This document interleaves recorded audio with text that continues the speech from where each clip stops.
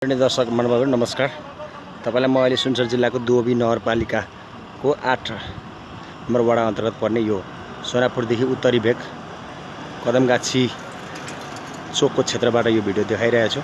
आज मिति 2083 साल सावन महिनाको 13 गते विगत केही दिनदेखिको यो साम्प्रदायिक द्वन्द्व पश्चातको दृश्य को यो अवलोकन भिडियो अहिले चाहिँ कर्फ्यू लागेको अवस्था हो। यो क्षेत्रमा हिजोबाट चाहिँ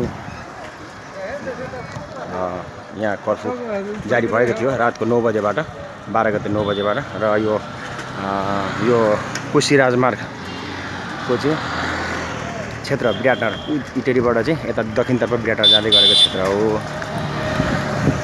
अनि यो के भन्छ हाइवेको यता पूर्वी क्षेत्रपट्टि चाहिँ अब ठुल्ठुला ट्रेलरहरू अब यो औद्योगिक करिडोर क्षेत्र भएको कारणले गर्दा पनि अधिक विशेष गरी यहाँ चाहिँ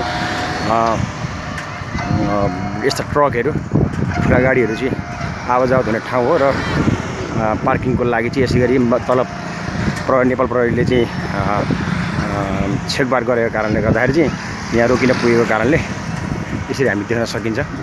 यो अहिले इटेरीतिर जाँदै गरेको अवस्था। ल हस् त यो अहिलेको गतिविधिलाई तपाईलाई देखाउँदै अहिले यो सानो भिडियोबाट छुट्न चाहन्छु। नमस्कार।